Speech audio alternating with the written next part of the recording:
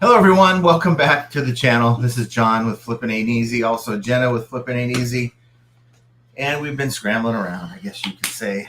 Jenna actually has been sitting here watching me scramble around. And do I look like I have an orange shirt on, by the way? Because this is a red shirt. So something's wrong with my colors if that's the case. This is one example of where you can give me an INAD or, item not as described for not having the right color shirt on, even though it is a red shirt. So, well, it's just like our Flippin' Ain't Easy sign. It's like orange and it's red. The light in the corner is orange, but it's red. And it's like, I don't own an orange shirt. I'm not trying to work for Caltrans anytime soon. Nonetheless, this kind of coincides with the conversation that we had with the PPP, the Profit Playbook Podcast that is going to air tomorrow morning. But I'm looking through the seller forums and I come across this situation. And I think I probably would better off just showing it to you here. So let's do that. And for some reason, it's on this screen here. So this person left this post. Okay. And first of all, before we get started on anything, I'm not trying to dog this person out. This is more of an eBay problem. And this highlights what I've been trying to say for the longest time about new sellers. And this isn't against new sellers on the platform. It's not your fault. It's eBay's fault for allowing this to happen, for not giving you the tools you need to succeed. So this is a post by this new seller. Actually, they've been a buyer for some time on the platform. They have 64 feedback. Test eBay. This is how you know it's time to move on. First, get a high value item. Doesn't matter what items, just anything, and list it for a stupid, ridiculous low price on eBay.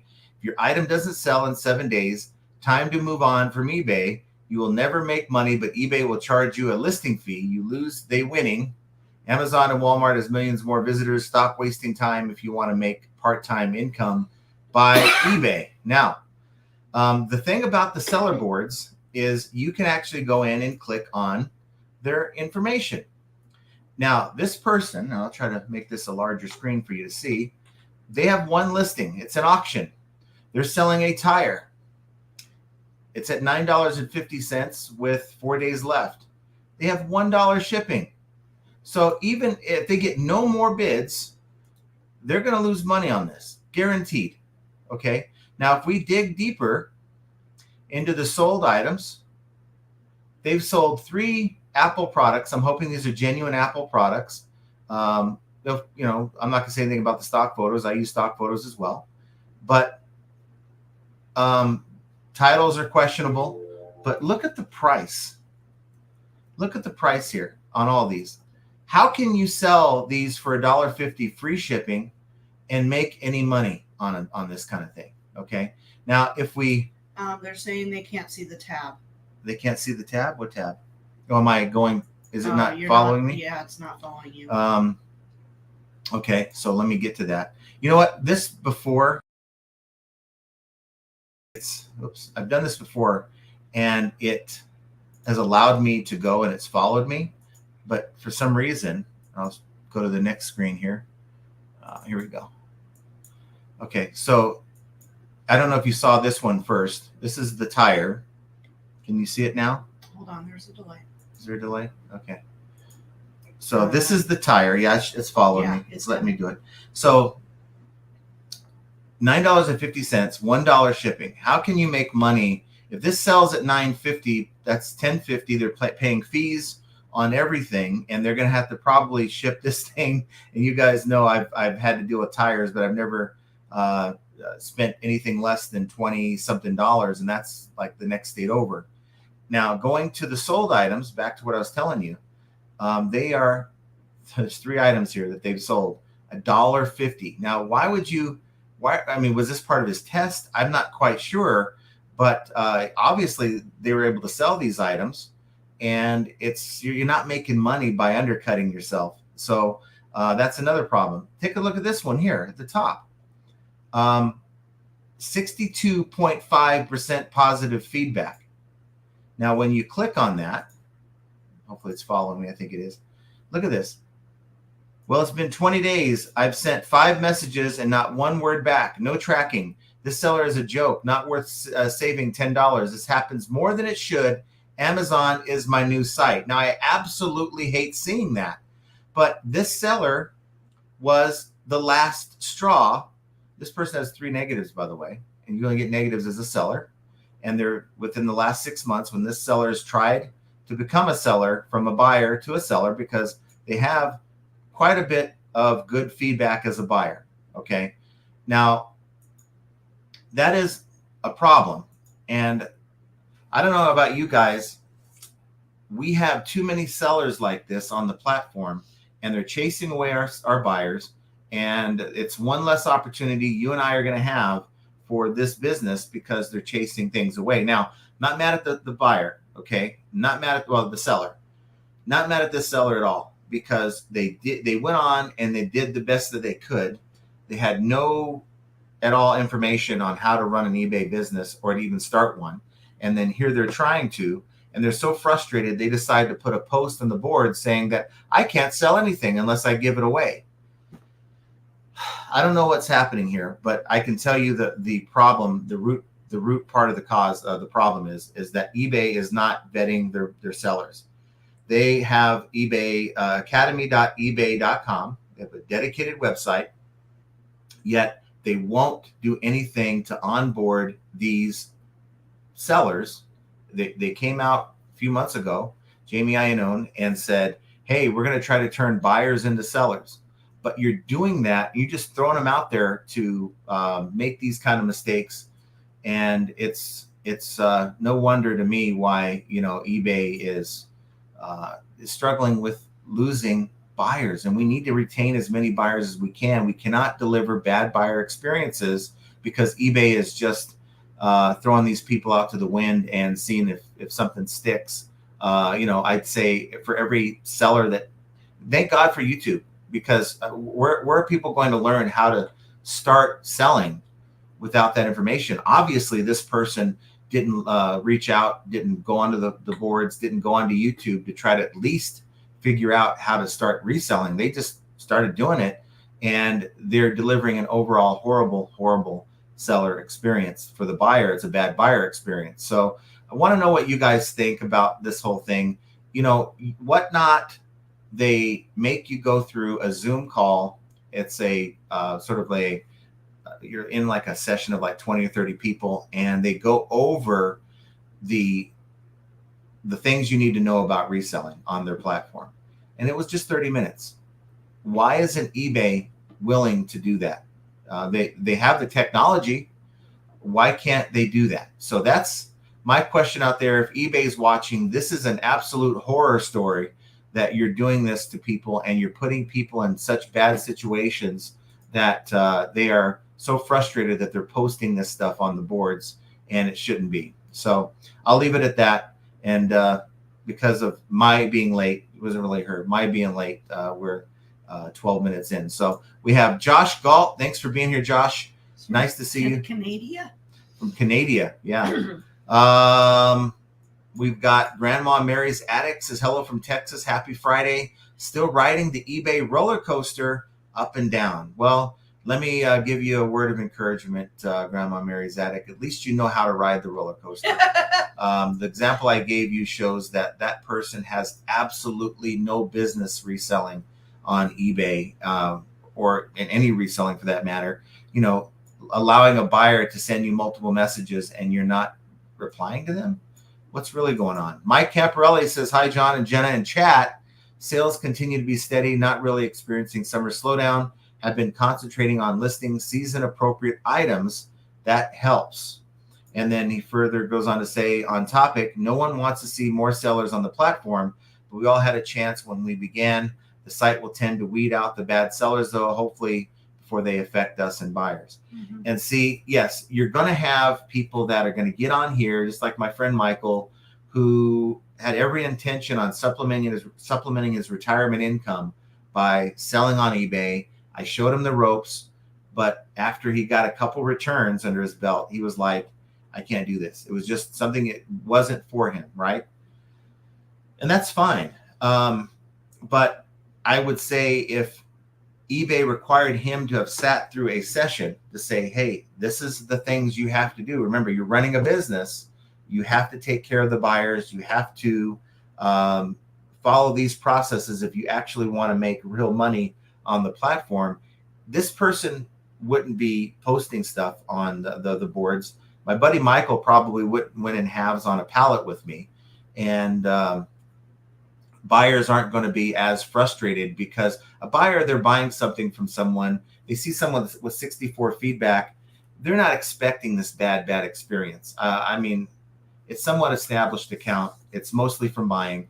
But even as a buyer, wouldn't you know what you want the buying experience to be like? So I don't get it. I just don't get it why eBay allows this to happen. But I put it on eBay, not the new sellers, because these new sellers just don't know any better. Now, as far as sales are concerned, I can tell you that sales are still very solid. On Tuesday, we had an $1,100 day, followed up by a $370 day. I was expecting a zero, but we had $373, 437 on Thursday. And yesterday, we started at $25. And after we recorded the podcast yesterday afternoon, evening, we ended up with a strong night, strong finish, 414. So really happy with the consistency in sales. I can't complain. We're making it work. And you guys know that I've added the new sourcing to what I've currently been doing for the last year and a half. And I'm finding that when you buy things in pallets, sight unseen, versus buying things where you can actually see a few pictures of the item taken out of the box and the packaging and make a decision if you want to buy it or not, it's adding more work to what I have to do. And it's changing my processes. So I am finding that I'm slowing down even more because of those robot vacuums. I had like 3 or 4 of them that didn't work 100%. So what do you do? Sell it the way it is, take a loss, for parts or repair, or do you break them down and sell them the individual parts inside, which there are actual good money to be made doing that. There's many examples of sold items where they're selling the wheels, selling the sensors, they're selling the battery. And that's kind of what I had to do, but it slows me down because I'm not really savvy like that, right? I'm using different screwdrivers, using different tools to open these things up. And I guess I'll get better over time, but it's not really my cup of tea. There's stores that specialize in selling in parts and stuff, but it's not something I've ever really done before we had that palette of Roombas. And I should have remembered that. But I remember that. Yeah. I remember that greatly. There were parts everywhere, all over our shipping room. And we weren't happy about the pallet, but we made money because we went in there and started selling the individual parts from the inside of these robot vacuums. We spent many long days and nights on the floor scrubbing these robots and vacuums and just tearing them apart. Yeah. So, do I want to keep, because I've been passing up pallets lately that I could be buying. And it's like, do I really want to, a perfectly good vacuum cleaner looked like they got it. And for whatever reason, I tried to fire this thing up and it sounded like a 1970s like Nova that was like having a hard time starting. It was pretty sad. And so I'm like, well, what do I do? I mean, I don't think anyone wants this vacuum parts or repair. So I found that there's a market for the actual pieces and the components of this vacuum. So I'm in there breaking it down, taking it apart, and it's certainly slowing my roll. Grandma Mary says, Whatnot and District have onboarding, but they still have bad sellers, etc. But how many people actually have benefited from that information? Now, I guess you can go into the Whatnot Zoom call when you're onboarding and kind of snooze, right? But I'm willing to bet someone that's halfway serious about selling their stuff is going to pay attention versus I have no idea what I'm doing. I may have bought some things on the site before and I'm just going to wing it. And they have zero patience. Based on that post, they're saying that, after 7 days, you can sell an item as low as you want and still won't sell. You need to go to Walmart or to Amazon. Well, all they're doing is chasing people, buyers, to Walmart and Amazon. Gail Carlson says, hello from Nebraska. I got the middle of the states covered. LOL. There you go. Biff Boffo says, dirt bags will be dirt bags. eBay needs better offboarding process. Or you probably mean onboarding. Yeah. Offboarding as well. I agree. Yeah. Like one day you can't log into your account. I agree. Yeah. Peter Radzinski says, what's up, world? Thanks for being here, Peter. Nice to see you. Maya says, hello. Hello, Maya. Grandma Mary says, yes, Biff, they will put their best self forward like a job interview, then slack after that. I think most people do that.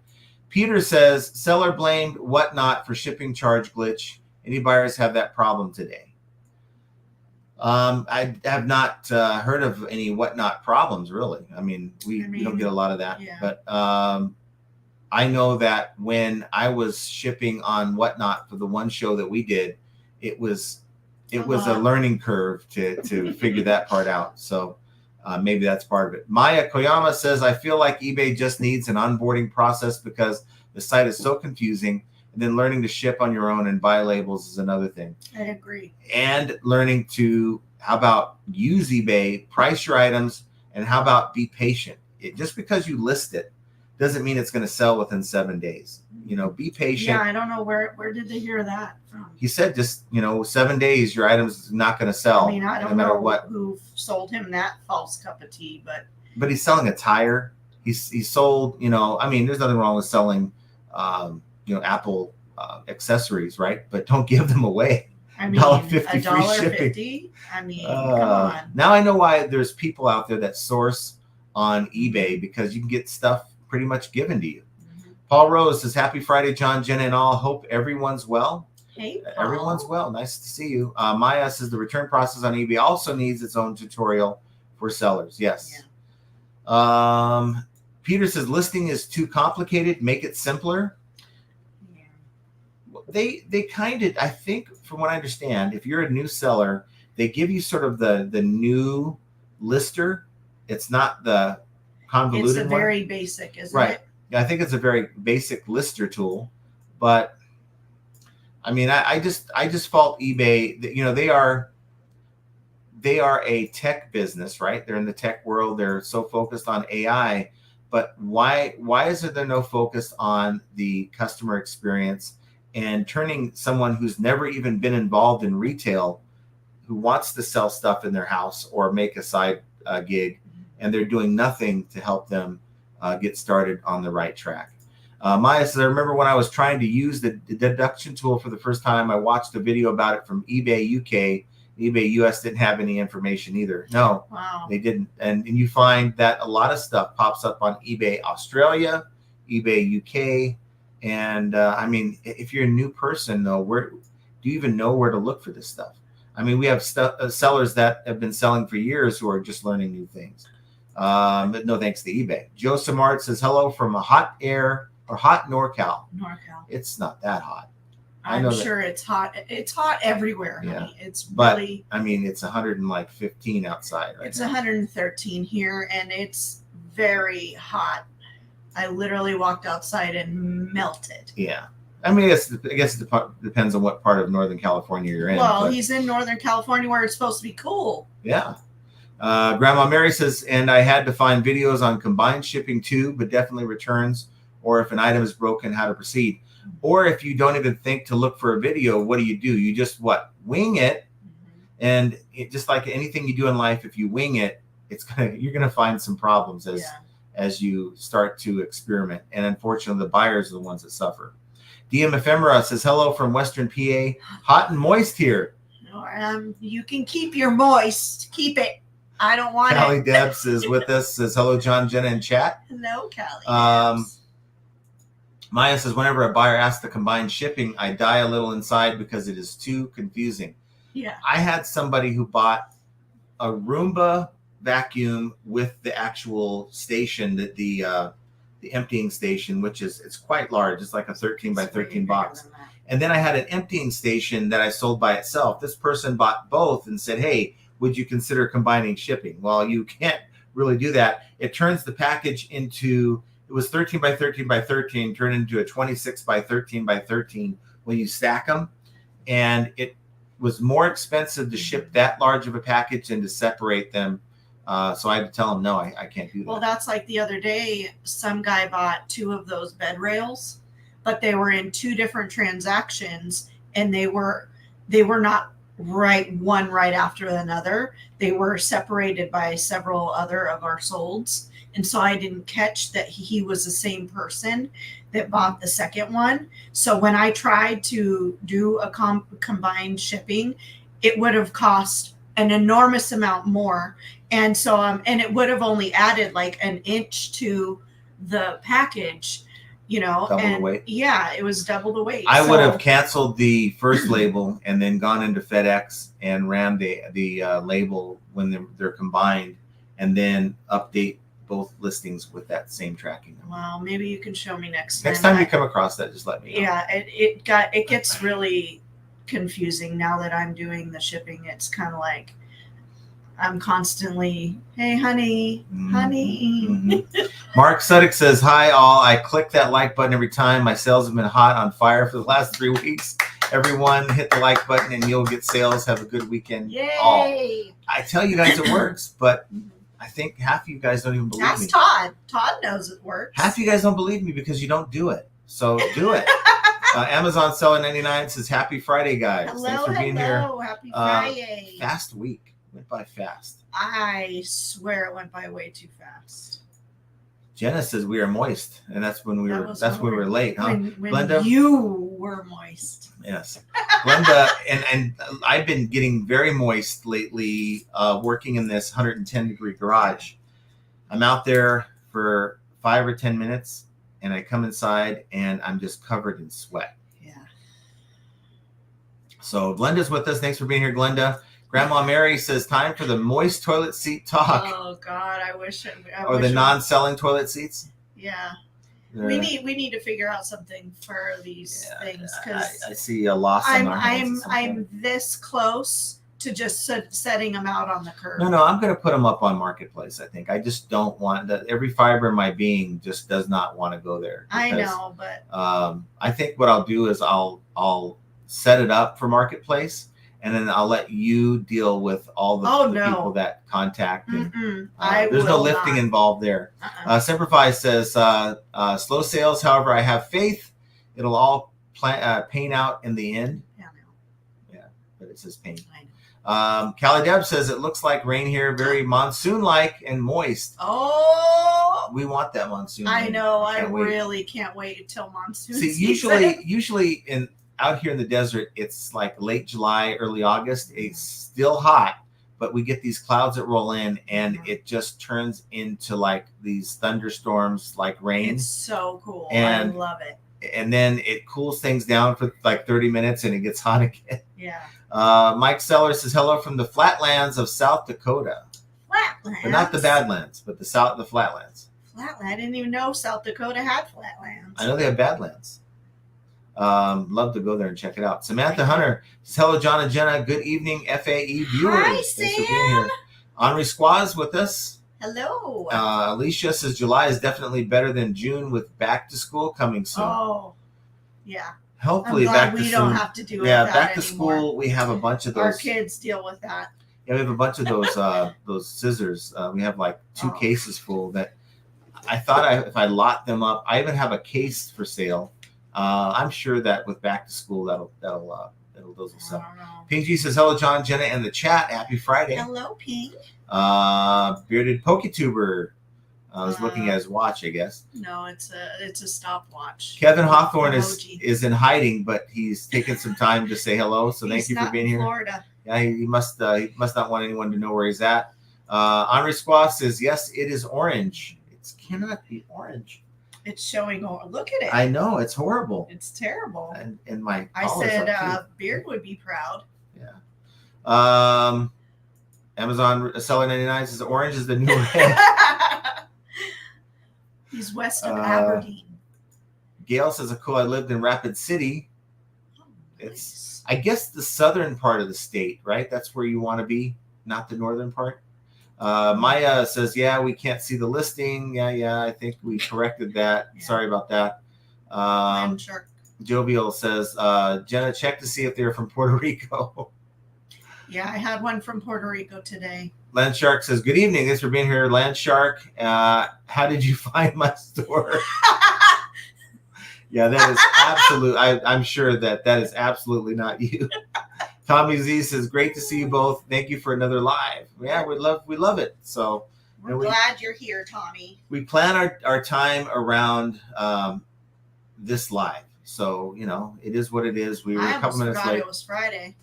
One design says, damn it, stop showing people my eBay store. I don't want people to copy my business model. Yes, hit the like button. I'd appreciate that. Yes. Denise Leviston says, hi, John and Jenna. Why does eBay send offers when you're just looking at an item to sell similar? Thought it was only supposed to be sent by the seller if you have it in your watch. No, it's if you're a buyer and you click on, think like the heart or something like that, it does tell the seller that this is a prospective buyer, right? And you could send them an offer. That is correct. But if you go and click around in a listing and you spend, I don't know what the parameters are, but if you spend a certain amount of time, maybe it's like more than one click in a listing or whatever, it's going to think you're a buyer and it's going to have offers sent. That's happened. Potentially offers. It's happened to me several times and it's so annoying. Right. So you got to be careful that you're not, they want to offer to buy my item for $20 and actually they're trying to sell it to you. So you got to be careful. Maya says they're definitely doing something funny. Who would sell genuine Apple products so low? I know, right? Who would sell anything so low free shipping? I don't care what it is. I don't care what it is. You still tack on shipping. Or if you're going to do free shipping, build that into the item cost, because I don't care what it is you're selling. I mean, you'd be better off just not doing anything, not listing a thing.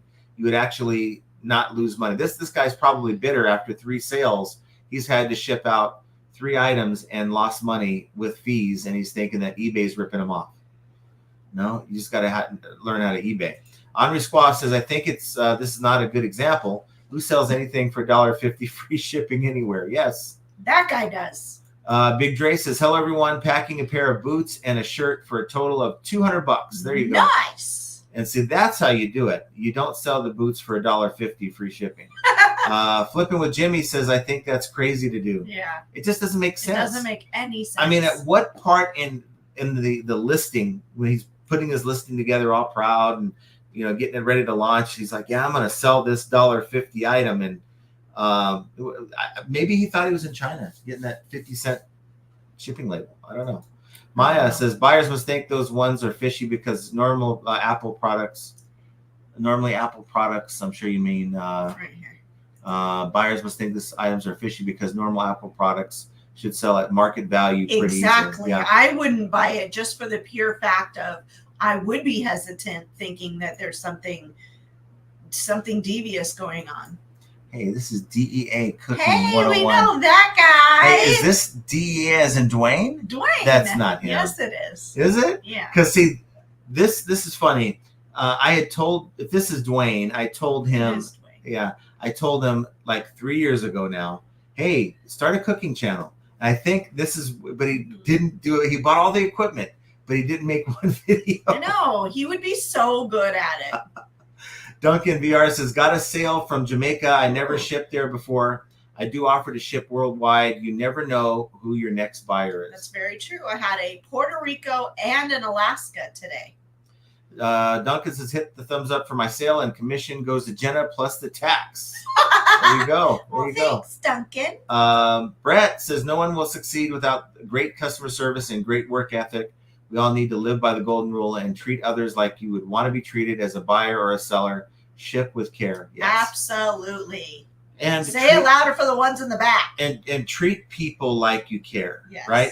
Act like you I get stupid questions all the time, but I don't make them feel stupid for asking that question. I'll thank them. Thank you for your question. Thank you for reaching out, right? And then you answer their question the best that you can. Freya is with us. Says, hi, everyone. Thanks for being here, Freya. Freya. Andy Reno says, in the house. How you doing, FAE family? Hello. Duncan says, I sell in British pounds. Got 343 pounds in sales today. Guess that's over 600 Australian. I don't know. Is the $600 is Australian different than US? Yep, they all have their own. Australian dollars, like I think it's like 75 cents on the US dollar or something like that. And I think pounds is a little bit more than the dollar, so that makes sense. No Design says, Mad Hatter, what if a person is a masochist? Masochist, yeah. Just a tad behind catching up. So are we. Urethra. Hello, Urethra! My heart! John and Jenna, my fam, glad to catch you all live on this topic, hitting close to home. Whatnot has changed my life. Yes, all caps. Collectible sellers like me, pivot and watch your wallet swell. Oh, that's so cool. What is your, I would love to, if you don't want to put your store name in the comments, send us an email. I would love to be able to support you and know what your username is on Whatnot. Yeah, let us know. Yeah. Whatnot, at first, I've changed my mind on what I thought about Whatnot. I mean, at first, when Whatnot came on, I did the onboarding. I was like, oh, I'm one of the first ones to have a chance to sell on Whatnot. And then I did absolutely nothing with it, thinking like, well, I mean, I've got the stuff to sell on Whatnot, right? But you could pretty much sell everything on Whatnot. So I sat on it for a while. And you guys know a couple months ago, we did the Whatnot show. And my perspective changed a lot about it. And if you're able to come across, the key is coming across enough inventory that you can sell 20 to 50 to 100 items a show, however frequent that is, and still have enough inventory to keep going, right? Because the whole idea, if you're willing to take less, and you're going to take less when you sell on Whatnot than you would on eBay, if you're willing to take less, you need to be working the volume game. And that's really never been our business model.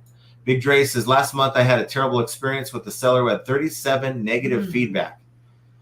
And that's why, as a buyer, unless I absolutely have to have it, and there's just something about their item that's compelling enough to overlook the negatives. I don't even know. Negatives. There isn't anything for me.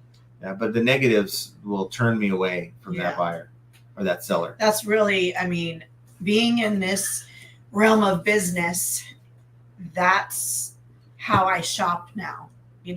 I'm even on Amazon, I go and I look at the reviews and the ratings, and I read everything before I buy anything. Ping says, I wouldn't purchase from a seller with 37 feedback. Did you check his feedback before you made the purchase? Many people don't. Many people are so fixated on the price. I mean, heck, these buyers won't even look at your item description. If you have something to say, like there's a scratch, or maybe there's a tear, or maybe there's a problem with the item, they won't even look at your item condition description, and they'll buy it and they'll act all surprised when it's, when they get it. No Design says, John, you're getting up there in age. Start looking into mini toilet seats. Oh, dear God. No. Beard says, what's up, Moisties? Thanks for being here, Beard. Oh, nice to see you. Beard. I'm assuming you're doing your show like normal at 5 p.m. Central. Actually, 5 p.m. Pacific, 7 Central, 8 Eastern. I think I have that right. My greatest 5 p.m. Pacific. That's what I said. 5 p.m. Pacific, 7 Central, 8 p.m. Eastern. Why does it have to be so convoluted? I don't know. Mike says, hello, had 1,000 day before I left for my out-of-town trip. Only 2 sales next day and 3 today. eBay definitely shuts your store down when they know you're out of town and never have 2 sales in a day. Yeah. It's crazy, right? I don't know what it is. Maybe they're keeping track of the interaction, and if it's different than previous or normal activity, they maybe punish. These conspiracy theories, right? They mean absolutely nothing, and there's no validity to them at all. But you know what? Being a normal person, we think like there's days like when she's quiet, right? I'm like, why are you mad at me? She's not mad at me, but my mind's going, right? And we think the same thing about eBay. we're not getting any sales. We're not getting even any offers to send people. And we're like, eBay, what did I do to you today? You're thinking there's something you did, and you correlate that with, oh, I was out of town the last couple of days, and there's absolutely nothing to it, but it's in the back of our minds anyway. Dre says, no, I bought it right away because the price was too good to pass up. Boy, was that a mistake. And sometimes the whole too good to be true is no truer than what you went through. Josh Galt says, doing well. LSP. Land Shark. Oh, okay.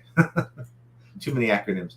Bearded Picker says, Josh John, stealing your topic must not go unpunished. All right, well, I didn't steal our topic. There's a lot of good stuff. The PPP is going to be on fire tomorrow because we were absolutely. You guys were really loud yesterday. I was very, very I could hear into the conversation. you fired. I literally paused my show I was watching because you guys were getting so rowdy. And guess what? Hold on. I'm trying to pull this up, but it's not allowing me to. It's not allowing me to. Where's the tab? There is no tab anymore. I think they took it away. I saw that on another creator's thing. Oh, it's right there. Just click on it. But it won't show the audience. Maybe it doesn't want you to. How am I supposed to show the audience? Go all the way down to the bottom. That's ridiculous. Right there. I know, but it's slowing my roll. Thank you. We're going to Sizzler, by the way, now. We don't have a Sizzler. I saw a Sizzler in California when we were out there. Thank you so much for the super chat. Just got my like button sale, and it was a good one. A little over 1,000. What? Jenna's Iced Coffee Fund. On a side note, why is John wearing a pink Nike shirt? Ken, thank you for sharing. Thank you. That is awesome. Oh. Tell you guys. And by the way, it is red. It is red. It is red. Where's my drink? Is it? I don't know. I don't know. It's not. It's more accurate. More accurate than your shirt. But thank you so much, Ken. I appreciate you. Yay! More iced coffee. Let's see. We've got Susan's with us. Is Friday a slow day for sales or even just views? Sometimes it just, that roller coaster likes to make its own route. Hard to say, but I'm going to sell this item right here while we're talking. One of the items, I have the Dyson V15 Detect, and it didn't sell. I don't know, it didn't make the noise because I have my volume. Ken says your shirt is coming out pink on his. He needs to adjust his monitor. Everyone's saying it's orange. It's on my phone. It's orange. Yeah, it's getting worse. Maybe it's this camera that needs to be calibrated. Maybe the color. Yeah. But I'm not going to do that here. You're just going to have to put up with a shirt. I don't own an orange shirt. But I sold a Dyson V15 Laser Slim Fluffy Brush Cleaner Head. I'm going to ask my crackhead.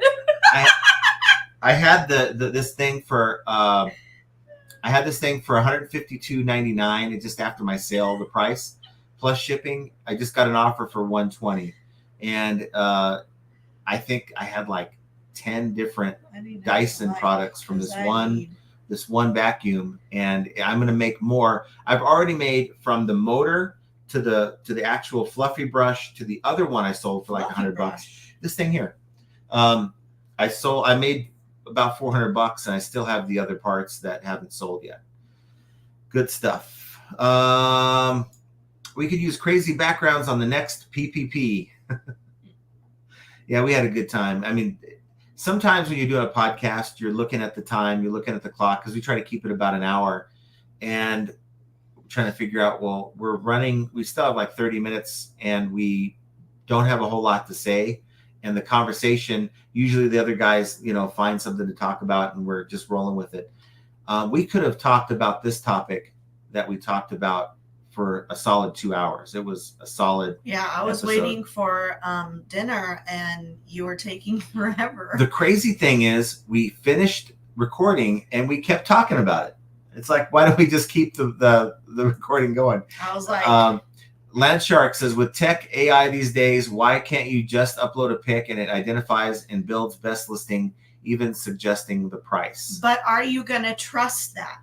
See, it was my thought that when they came out with the item specifics, everyone was like all disgruntled. Oh, we have to put in the item specifics. And my thought was, okay, we're helping them build a catalog with item specifics so that down the road, we won't have to do this anymore. But here we are, 3-4 years after they started making us do item specifics, and nothing's changed with that. So to add on to my question is, so if we were to rely on tech and AI for what you're suggesting, how much time are we going to waste going back and proofreading and proofing the listing when we could have just done it ourselves and it be accurate? Just like when it makes a fluffy description and you have to go in and fix that. I mean, I'm sure with AI, it's going to get more advanced and it'll get more detailed, but for now, I don't trust it. Well, don't confuse eBay's AI item description with regular AI. eBay's AI uses data, and eBay's AI is only using the item specifics that you have currently entered in that listing when you hit the button. It's using the title, using the item specifics, and it's developing a 2-paragraph, and it has to fluff it up, right? What I like to do, and I guess I'm gonna make a video on this, is using Gemini to go in and I tell it one line, please make an optimized eBay item description for the following item, right? And then I'll put the title in there. That's all I put. And sometimes I'll even actually put a photo, like you're saying, Craig, put a photo in with that request, and it develops this really cool bulletized item description. And I don't think it's too fluffy because it doesn't mention item condition when I do it. And it's good. As long as it's not mentioning item description or making it to be better than it is, then I'm good with that. And of course, you got to proofread it, and just gloss over it real quick and then copy and paste it into your listing. Maybe format it a little bit if you want it to be somewhat readable. But I think at some point, eBay would do better if they had an item description AI, they have it connected to the internet, looking at your photos and your title. It could consider the item specifics as well to make a really good version of what I'm doing with Gemini. But I guess that's down the road. Or maybe they're just going to make this a passable version of AI that really isn't. Jovial Juggler says, hey, the 70 Nova was supposed to be my first car until I peeled the floor mats back. Discovered it was a Flintmobile Fred Flintstone drove, no power steering, had me lifted off the seat trying to make a turn. I got to tell you, my buddy's Nova, he had an Afghan. First of all, there's no interior at all. You see like the metal pieces at the top of the roof and all that. But the seats had like an Afghan that we had to sit on. It was so had jacked. that in my mom's car. My mom had an Afghan. It was but so it was jacked. an Afghan that was just over the seat. And then the floorboard, you move the mat and you could see the road. Wow. Yeah. Well, that's what she's saying, a Fred Flintstone. Susan says, the more you list, the more it gets easier. Don't give up. That's true. Right. And I agree with that. I don't want any new sellers to feel like, well, there's no hope. I need to do something else with my life. Find information, learn, right? Don't stop learning. Even if you've been selling for 20 years, don't stop trying to learn, because there's all the changes you need to understand as you go. If you're selling with the 2004 mentality in 2024, you're going to be feeling lost. If you sold 20 years ago and you come back to the platform, it's going to be totally different than what you remember. But eBay needs to do a better job of nurturing these new folks into running the business. And I say business, they're just trying to sell a few things here and there, apparently, at least with this guy. Giving them the tools and the information they need so they're not falling flat on their face like this person did. And then, we all wonder why he's taken to the boards complaining. Well, it's because eBay gave him no chance to succeed. Aretha Franklin says, my Whatnot sales are affording me to pay the huge cancellation fee for eBay subscription. Food for thought, folks. Yeah, I know about that. When you agree to a 1-year subscription on an eBay store, and if you decide that, you know, a few months in that, no, I'm done paying you monthly, they do charge you a cancellation percentage. Joseph Mars says it's 110 right now. 110 in NorCal? Wow. Why is it saying only 100 degrees? Does it think I'm in California again? It's 113. I bet you my browser thinks I'm in California. No, it says 100 degrees right now. I think that thing is wrong. Nick Rinaldi says, if you're a newbie, Poshmark and Mercari are 10 times easier to list an item on. eBay is the best platform by far, but the listing process for a beginner is very complex. I agree with that.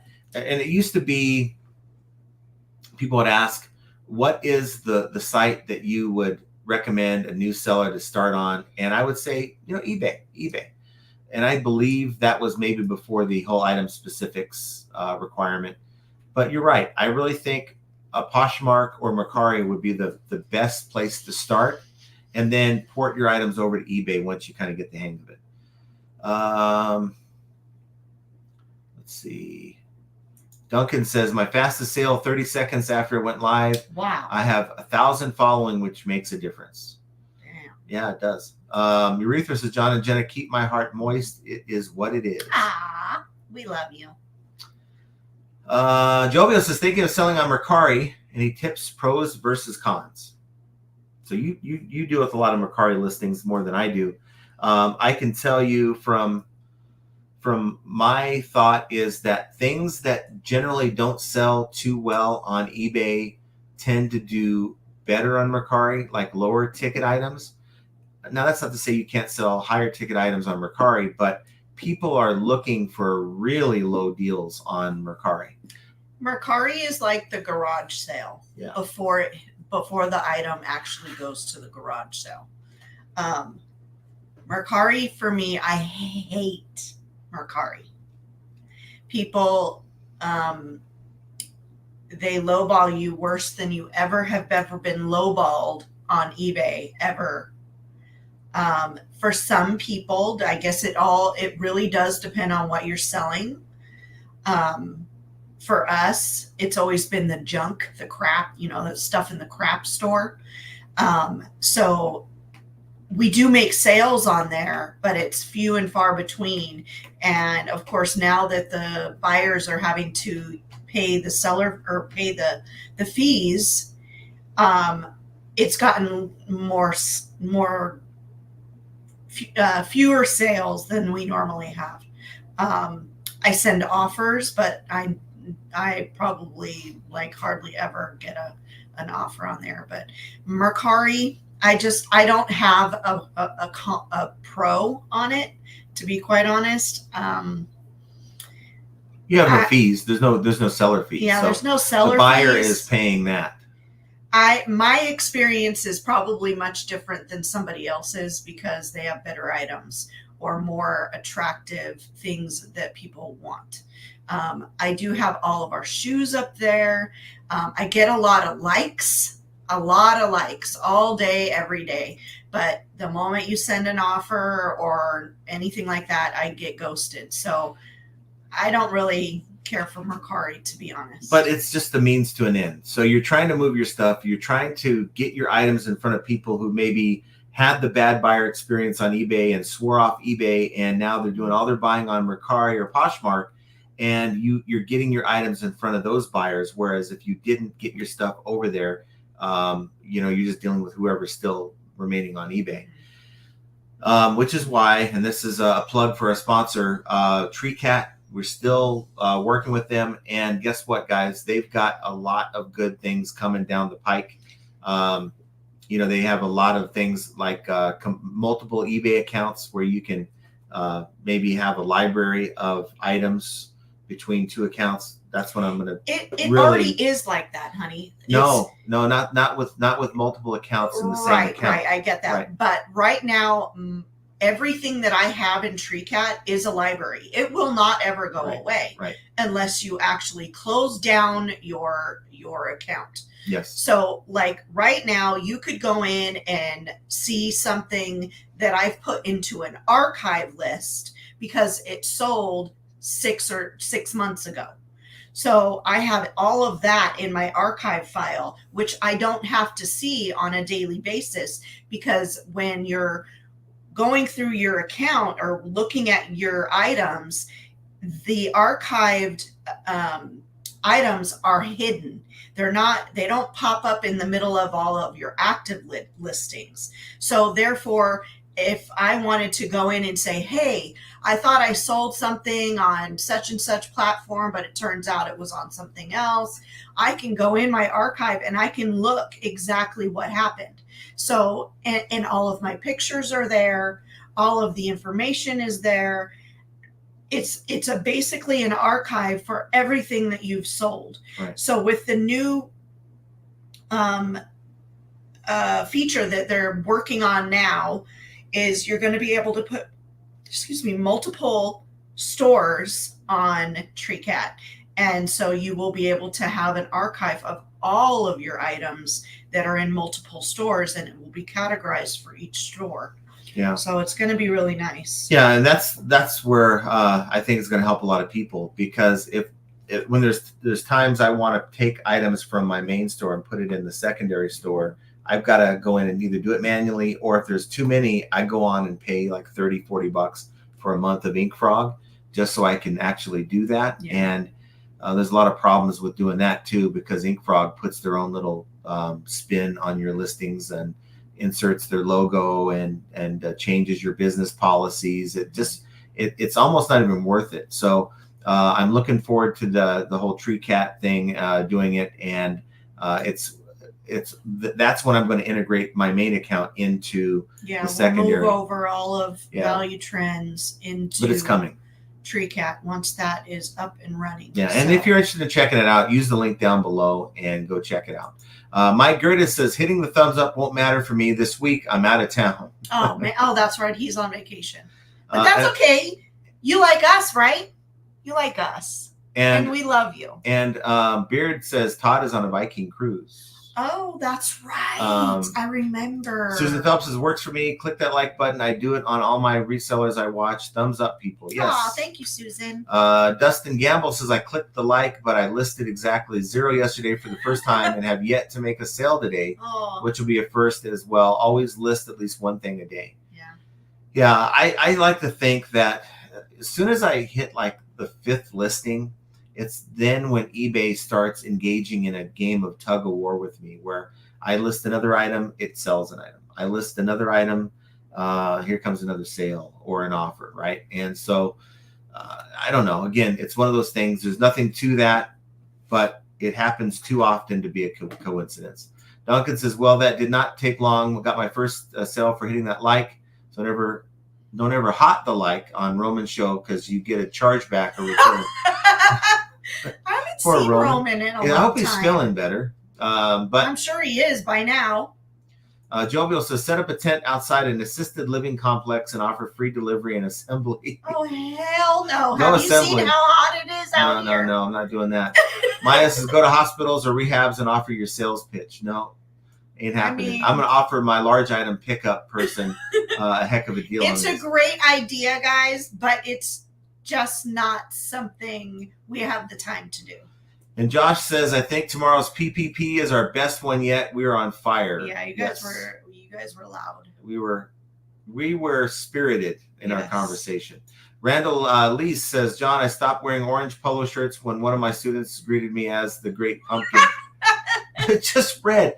I could have picked any other shirt today and it would have been the right color. You really should have. DM Ephemera says, take the shower shutters and 5-gallon buckets of water to Tenderloin District of San Fran. Oh, gee.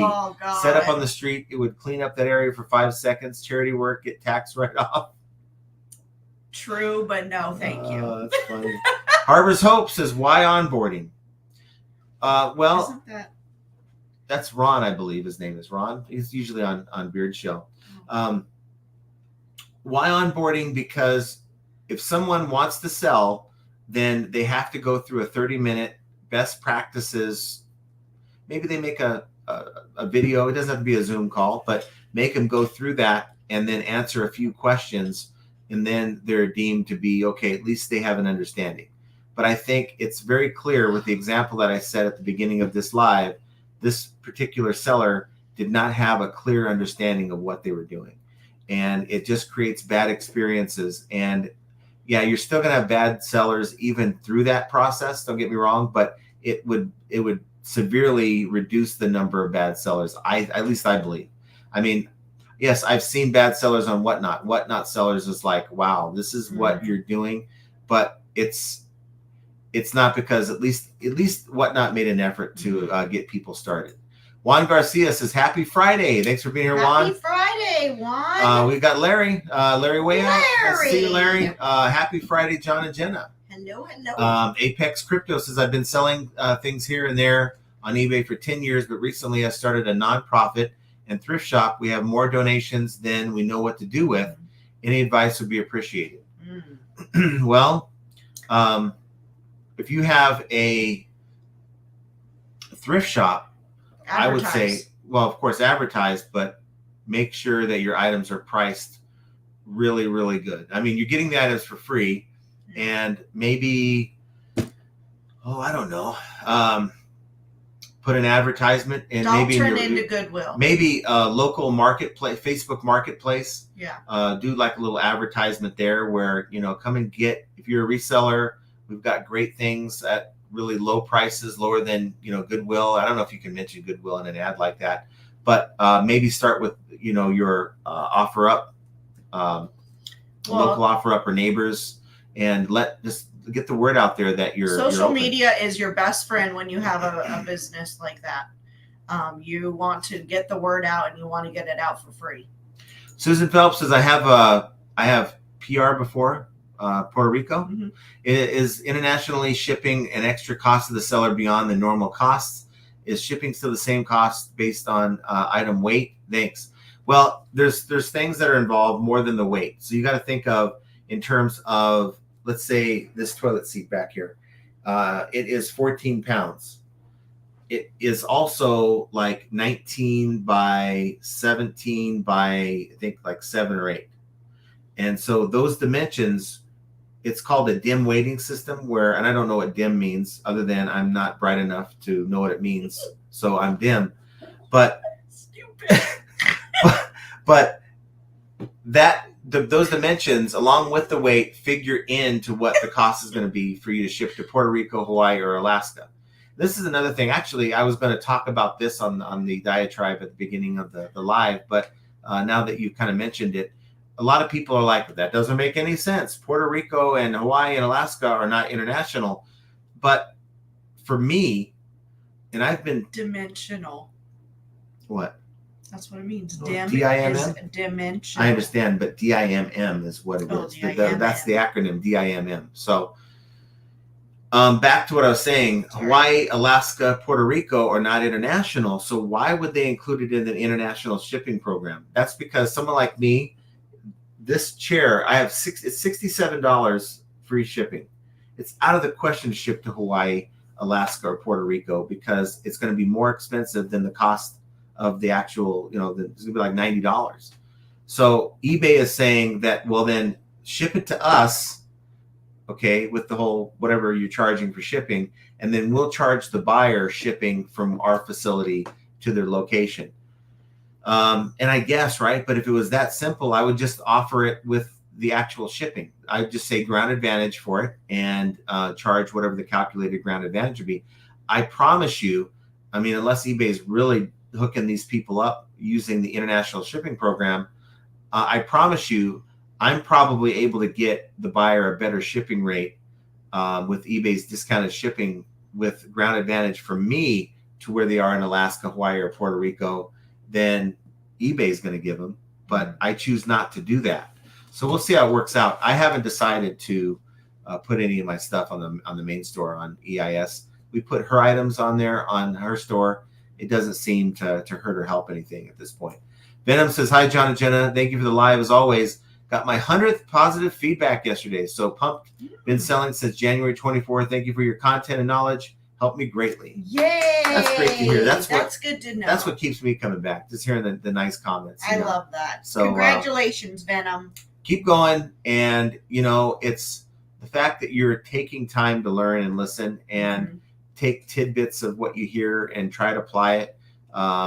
That's part of the reason for your success. So exactly. good on you on that. We all we did was sit here and support you. We can give tips and tricks all day long, but you're the one doing the work, and you're the one that really needs to pat yourself on the back. Buy yourself a beer, you know. Jerry Johnson says, hello, everyone. Still dealing with bronchitis. Oh, no, Jerry. Jovial says, John, we joke around with you, but I don't think these shower chairs are covered under DME for Medicare. People will pay higher dollar for something that is needed immediately. I can get it to you immediately. I mean, I still have shower chairs. I still have these aren't the only ones that I have.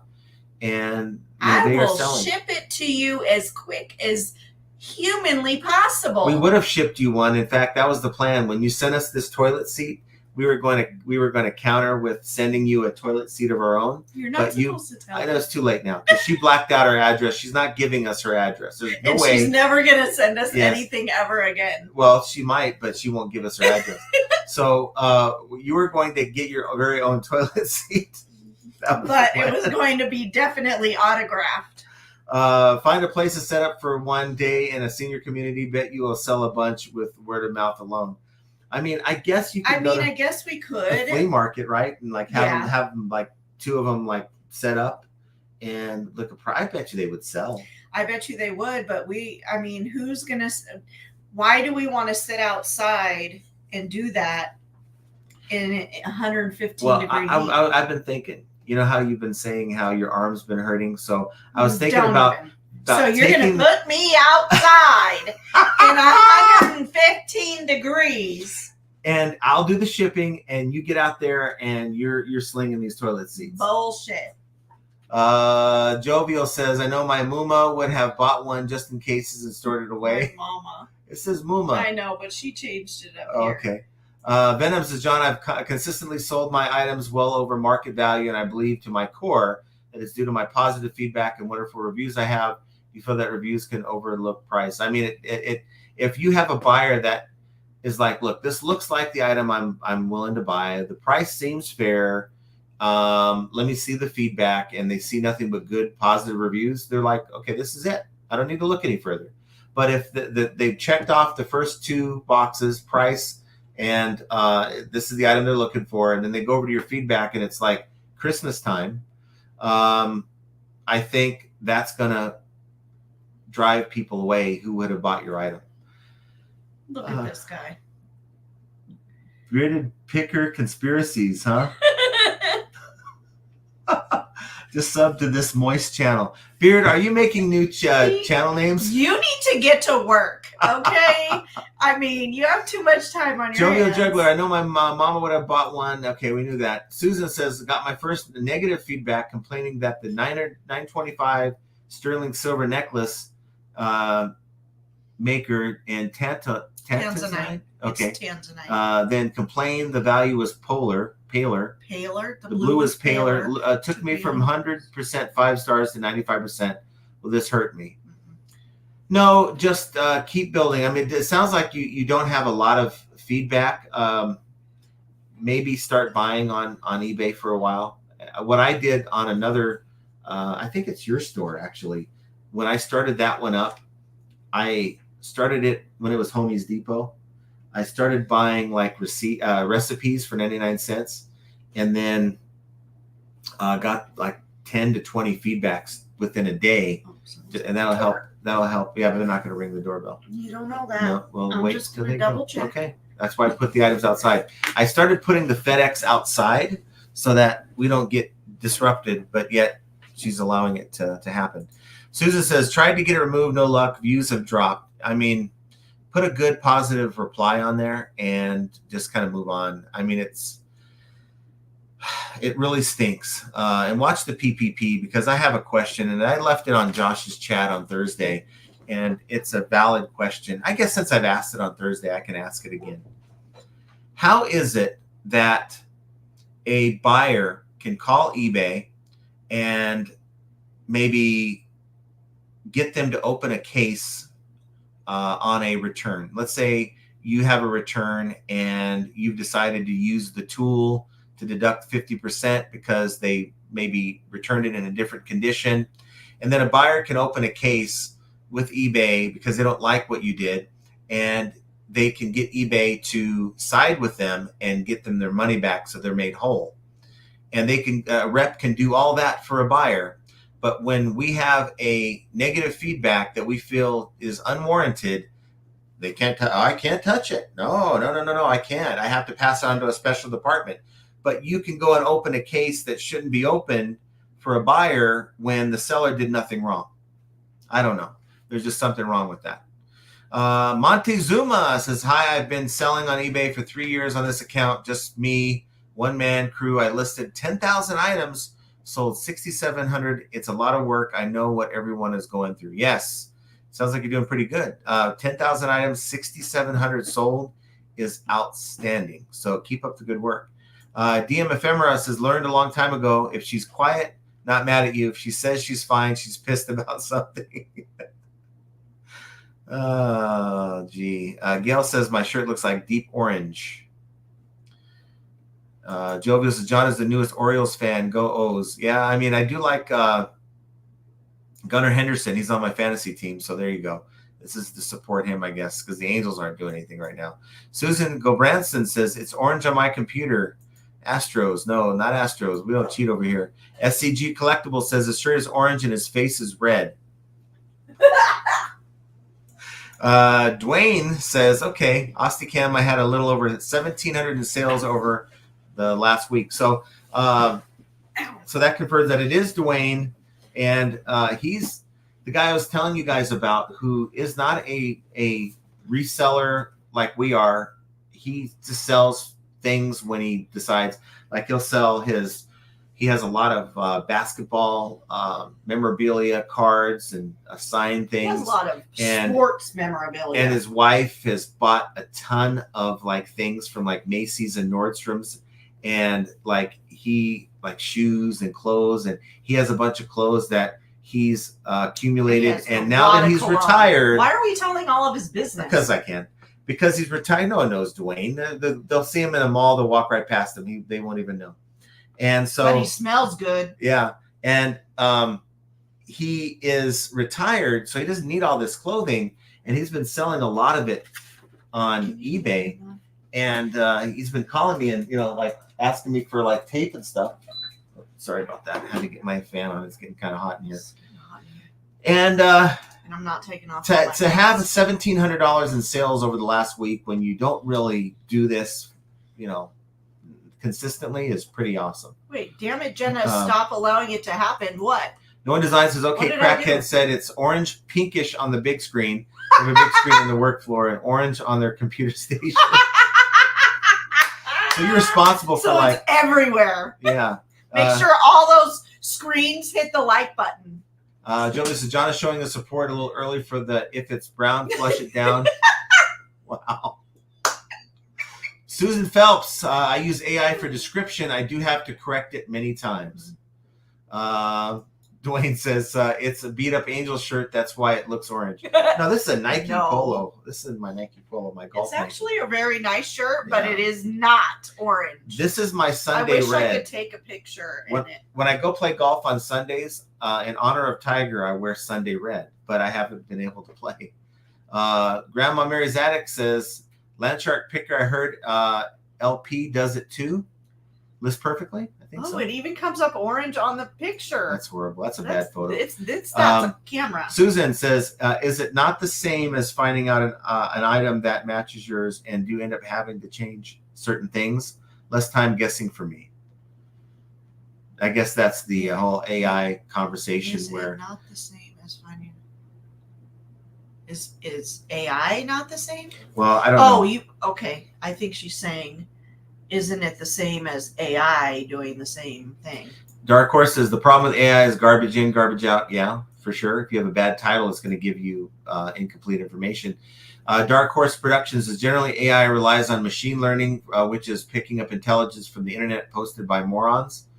Well, but there's usually some pretty good information. But over time, it's going to say, okay, this we've actually been asked about this particular item over the last 3 years, like 10,000 times, and 7,000 times this was the consistent information that we were able to find. So, you know, AI should be learning from all those interactions, but it just doesn't seem to be maybe it is learning, but maybe they haven't turned that part of it on. I don't know. Montezuma says, I sell mostly jewelry, antiques, and collectibles. I started selling vintage t-shirts and clothes, and it took me like 7 hours to source research yesterday. Today was much faster. Yeah, you'll definitely get a lot faster as you continue. As you develop your processes, you're going to say, okay, maybe. That, but I hate listing. Maybe you can do it in batches. So like, okay, I plan on listing this tub of shirts, right? Or this box of jewelry. So go in and just make it a session where you're just going to do photos, right? Get all those photoed. And then your next step is, okay, build a listing for each of these. And maybe it's a template that you use. Maybe it, generally I don't like templates because it's too vague. It's not descriptive of the exact item, but maybe build a template that covers a lot of the same things that you're going to have in the listing, and then just go into each one and change the item specifics, or just piggyback off of a similar listing. But it sounds like you might have unique pieces there. Juan Garcia says, the more advanced and more descriptive, the greater the likelihood of AI hallucination. Proofing is faster than cold start describing, though, especially when the template is in the AI. Yeah, I do. Yeah. I will go in and read over, just gloss over what it's saying. Unless it's saying something about a warranty or the actual description or the condition of the item, I'm not too interested in, you know, all the fluff. It's fine. It can stay, because it's more about keywords. It's including keywords that I could not find and fit into the title. Devon's with us. Is John and Jenna. I hope you're staying cool. We're trying. We are trying, but I hope you're staying cool too, because I know you guys are sweating it out up there in Idaho. So yesterday, our air conditioning unit started to kind of wig out. And I guess it happened the day before, but I didn't notice it. Yeah. But all of a sudden, I'm sitting at my desk and I'm like, dude, why is it so hot all of a sudden? And I sit literally right underneath an air conditioning vent. So I can tell if the air is warm, cold, or not on. And I was sitting there and I'm like, dude, why is it so hot all of a sudden?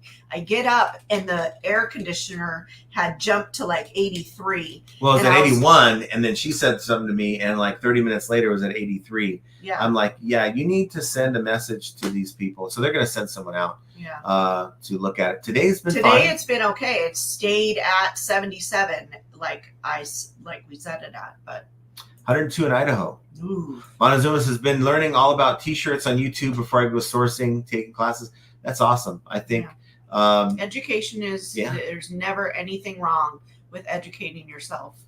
I mean, I would love to learn about t-shirts. You know, I went to the bins one time. I'm looking for single stitch, not double stitch. And, you know, going through the bins, and it's like, okay, this is not for me. But if it's something you like to do, then certainly.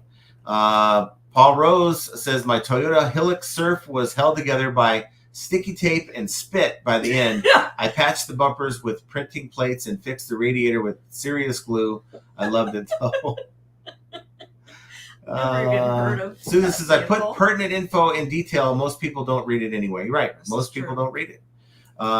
Brett says, come to the OC and beat the moist heat. Weather is 81 degrees on average all next week. You can source from our markets and garage sales too. John, we can play around if you let me use your clubs. That would be fun. I would love to do that, but it's kind of scary though. If you need clubs, see, here's the thing. One time I let a buddy of mine use my driver. Got a brand new driver, and I was all proud of it. He goes and proceeds to hit the driver, and he hits the top of the ball at the bottom of the club. He put a dent in the bottom of my driver. Who did that? That was Michael years ago. Of course it was Michael. I was so mad. So I'm very kind of weird about that. No one designs the tool, and info is out there. eBay does not have to make eBay University. It's not rocket science at all. The info is out there. Just ask Daddy Google. You will learn better if you do the work.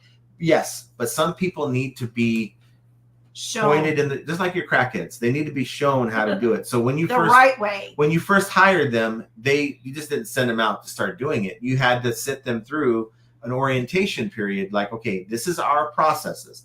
This is what I want you to do. This is how you do it. And that's kind of what eBay needs to do. Okay, you want to sell on eBay.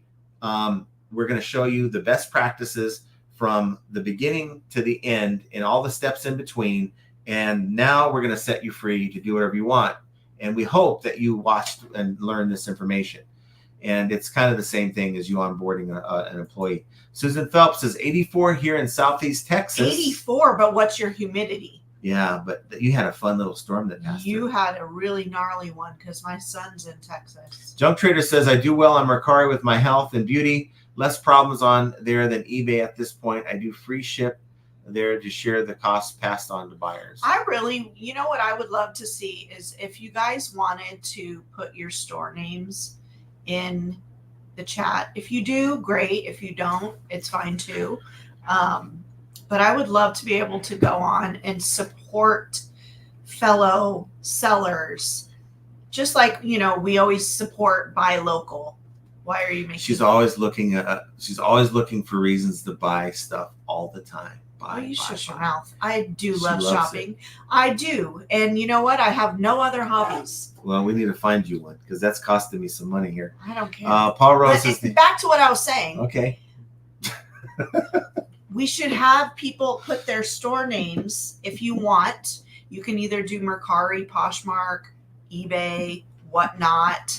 I think that's it. And put them in the chat, and we'll all follow you guys. Paul Rose says the UK weather is nuts. It's cold, raining, and dark in the middle of July. Ooh, I would love that. But see, if you live like up in the UK, it's like almost always like cloudy and raining, like right? that? Susan Phelps says, why do people put things in their cart and never buy or just make a move like unwatch?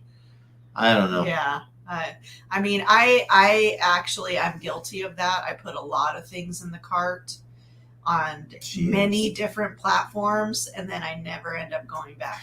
Maybe it's people's way of shopping when they have no money, but at least they get the joy out of shopping online. No, for me, it's remembering what I was going to buy. That's why I do it. Okay. Devon Short says, I have not made a sale on Mercari in 6 months. Oh my gosh. Yeah, it's been a minute since I made a sale on Bonanza. Have you even checked? No. You wouldn't know. Oh, no. And my keyboard doesn't want to work all of a sudden. But I got to tell you, if I did, I think. B-O. Bonanza. I know. I put banana.com. I don't know what that was going to take me. What are you thinking? I'm not. It just, Banana. I haven't sold anything on Banana either. Oh, wow. Oh, good. I haven't sold anything on Bonanza. That would have been a late delivery. That would have been. Julia says, oh my, thanks for the Mercari info. Me no likey low ballers. Yeah, it's terrible. It's absolutely terrible. Oh, so tonight on Bearded Pickers channel, we have Conspiracies Volume 2. Oh, yes. I get to be here for this one. I was watching Conspiracy Volume number 1 before we started. And guess what I did? I made a big mistake. What did you do?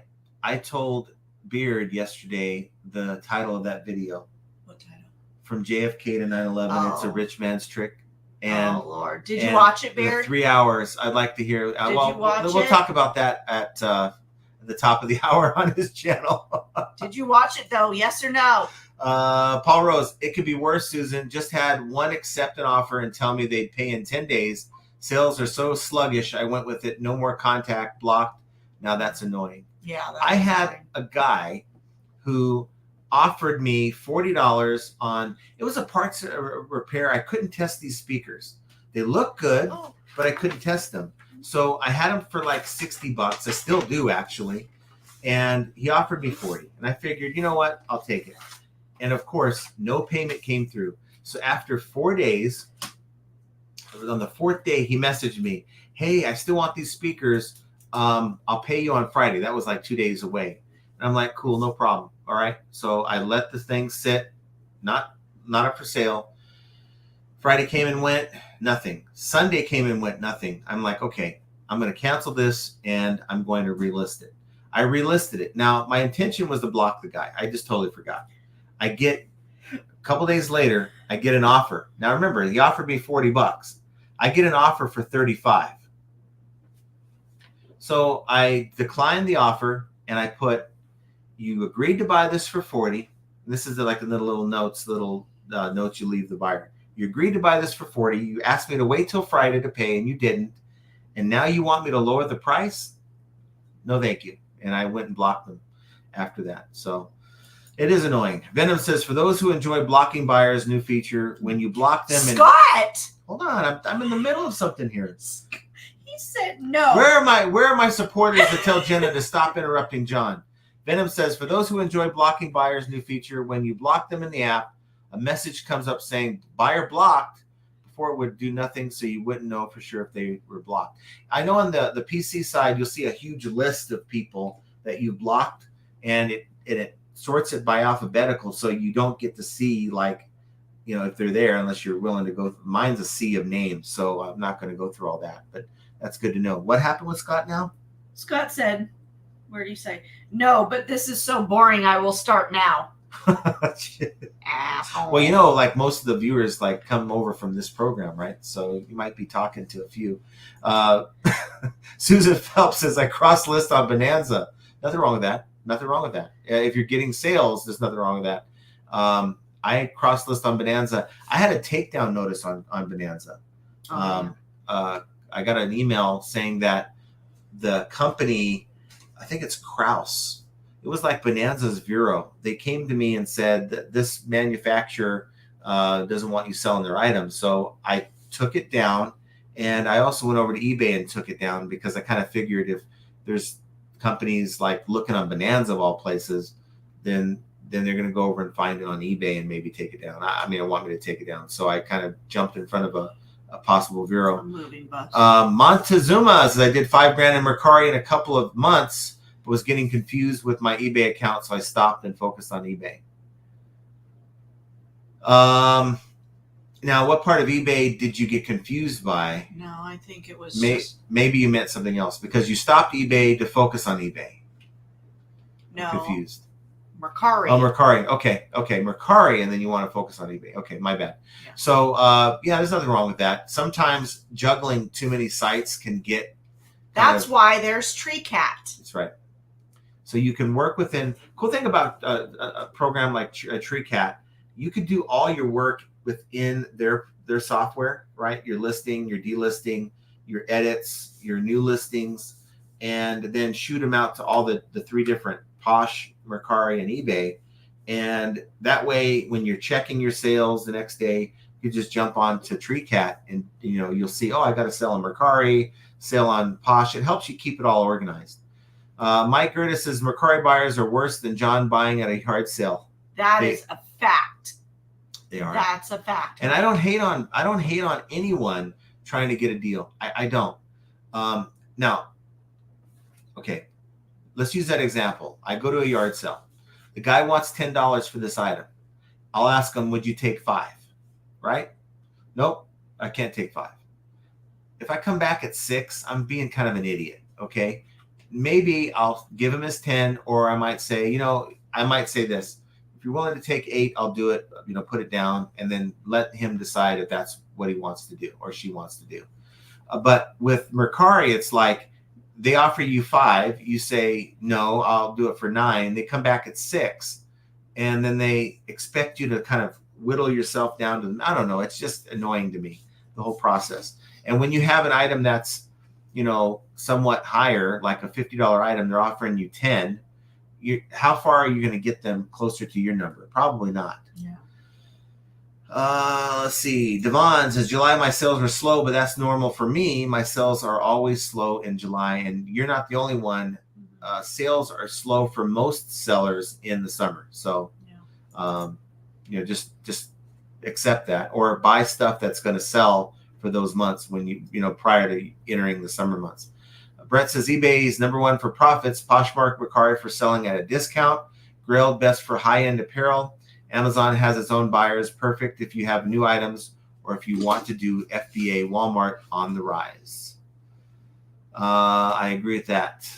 You have a lot of experience and you're doing well on those platforms, so keep doing that. Rob Something says Walmart has a lot of potential, but their selling platform is horrible and their seller support is even worse. And we are going to be discussing that. Walmart's going to be sort of central to our conversation tomorrow on the PPP. So make sure you're watching it. And whether you're watching it when it first launches at 8 a.m. Or if you're watching it later on in the day tomorrow, just check it out. It was a very, very spirited conversation, and I think a lot of people would be interested in hearing it. Susan says sometimes the thumbs up sale would be the next day, 24 hours, within 24 hours. With anything within 24 hours. Yep. Randall Lee says, I think onboarding is a good idea. I had to do several hours of online videos to get hired as a substitute teacher. No big deal. Exactly. No big deal. But people want the fast. They want everything fast and now. I mean, I couldn't imagine doing anything involving money where I didn't have at least an idea as to what I was doing, or maybe on my own finding videos to learn on it. But to just wing it, and you're dealing with real people, and you're not delivering on their expectations. I think it's horrible. Noah Design says, I got the best idea to move your toilet seats. Let Jenna, because Jenna's prison color shirt. Because John's prison color shirt might scare off the kid. Recruit the neighbor's kid and have him sling your product. That's an idea. Maybe he needs a job. DM Ephemera says, I agree with new seller videos. It would help stop cereal box shipping. If they are too lazy to do videos, probably shouldn't be a seller anyway. Yeah. Yep. Susan says, UT doesn't look orange. LOL. Does look orange. UT looks orange. I don't know. Your tea. Your tea? That's YT. I don't know. Paul Rose says, John made the mistake of calling customer service today for 3 technical issues. Hour and a half, multiple advisors, ended up with Philippines, didn't listen. So you're calling about account defects? No. I think it was John, yeah. made the mistake. No, I read it that way. You got the wrong person on the phone. If you get, well, are any of them right? Yeah, they are, because if you can get a U.S. rep, that's the first part. Trying to get a U.S. rep is the hard part to do. But if you can get a U.S. rep on the phone, you're going to get halfway there. It's getting harder and harder to find a U.S. rep that's willing to do anything outside the box anymore. And then you just say, look, I need to speak to a supervisor, and then deal with them if there's some major problems going on. No Design says, who is John calling dim? Myself. Venom. It always baffles me how eBay can make feature updates and not communicate it like the block buyer message that came up for me. Why must they be like these or like this? The problem is they feel like already that they're communicating. That's the problem, when they're really not. Or they'll make an announcement, an obscure announcement on their seller hub or their seller forum, knowing good and well that most sellers aren't reading that. They need to put a little blurb when you first sign in, or like on your seller hub. They've done that before on certain changes. Montezuma says just had a sale on eBay, large pocket knife, $34.50. There you go. Nice. And then we have Bearded Picker Conspiracies. What is that logo? That's his, huh? It's his. Oh boy, ready for tonight. Just sub this moist channel.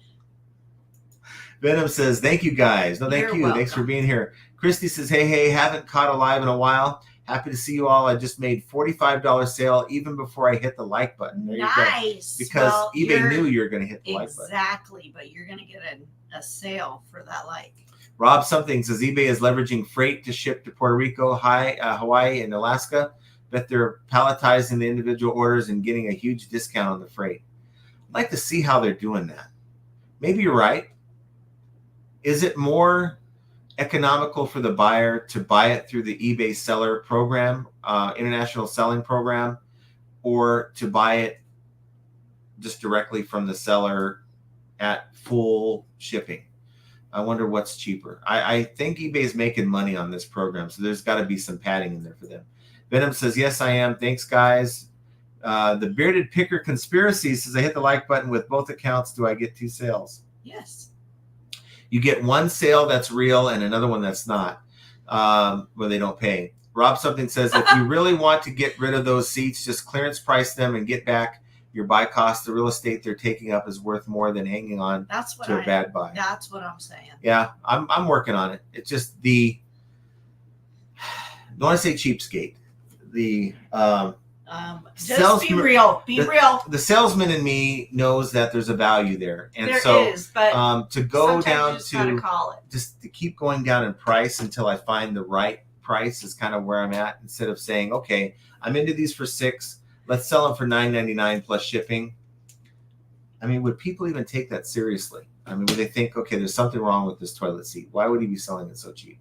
Anytime Picker says, I hit the like button and got one of Ken's crackheads for free. Yes, I would love to get one of his. Hope you're feeling good, Roman. Thanks for being here. Nice to see you. Yeah, we were just talking about you.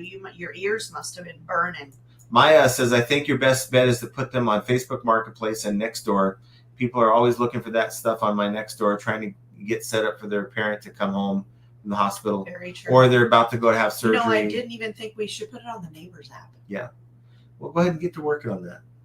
Wow. Because I'm doing everything else. Noah Design says, nice comment for John incoming. You don't look like orange creamsicle. Yeah. I should have known. Hey, the goat is in the house.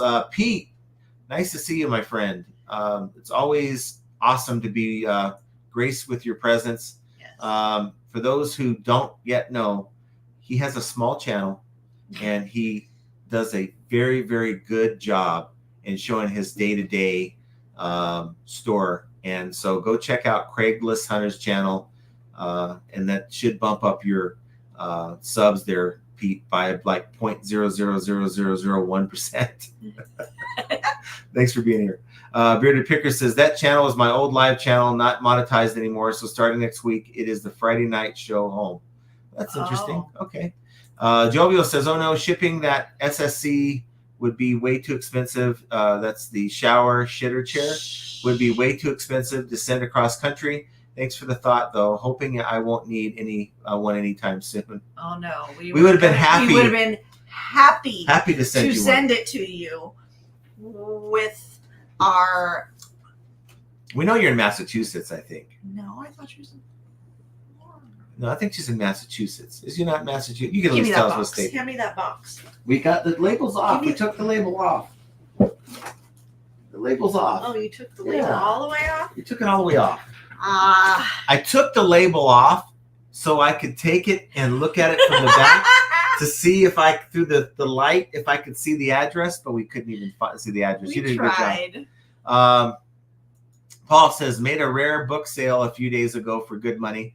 10 messages from the buyer asking my advice on other rare books, offering to send PDFs of others he has, each stating sorry to bother you.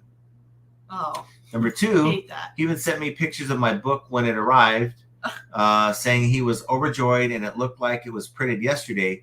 He hasn't left feedback. LOL. Oh, boy. Interesting. Maya says, what book was it? That's a good question.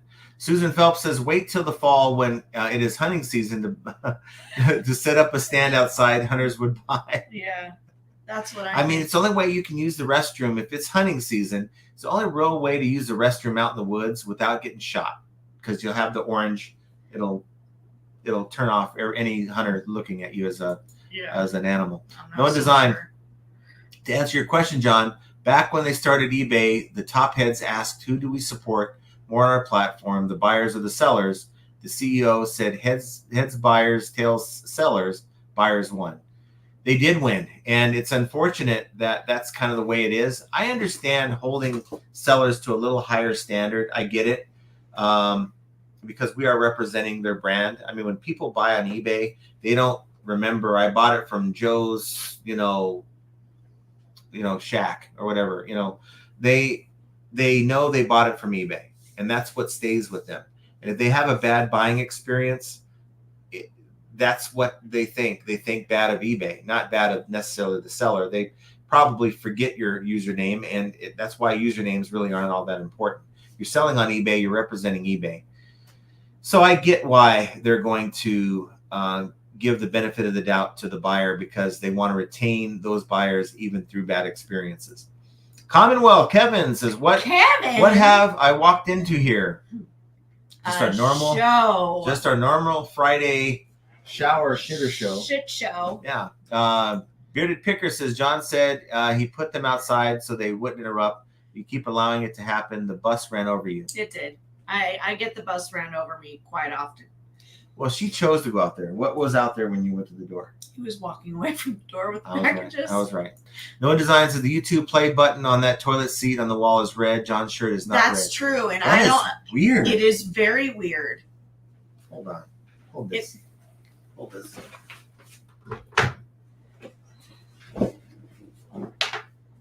Now it's getting orange, isn't it?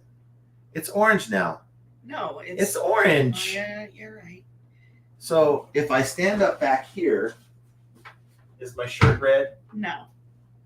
No? Then there's something really wrong. There's something wrong with the calibration of that camera. Something's wrong. Susan says, I have bought lots from eBay, but as a seller, I have 19. It's like 19 sales, right? Yeah, Kevin, why don't you jump over to Beard's channel at the top of the hour with us and hang out? That'll be interesting. Yeah. But we're not really talking reselling. Grandma Mary's Attic says on LP, that's list perfectly, I believe. You upload a photo and it creates a listing, but I think it's on the higher membership. Oh. Yeah. I mean, look, it's a battle of who's going to deliver the best product, right? You have all these other already established companies. And I think the beautiful thing about a smaller company like TreeCat is they are sort of hyper-focused on delivering. They have like a list of things that they're going to be implementing. And they even had us on a call with them and asked us our opinion on, which one of these things should we focus on first. And they were very receptive. And hopefully they do follow that advice. I think it's going to be some really, really exciting things coming from that software. Venom says, yeah, John, I mentioned this to you a month ago about new eBay feature. Your listing tells you when someone has your item in their cart now. Really cool feature, red banner, like watch last 24 hours message.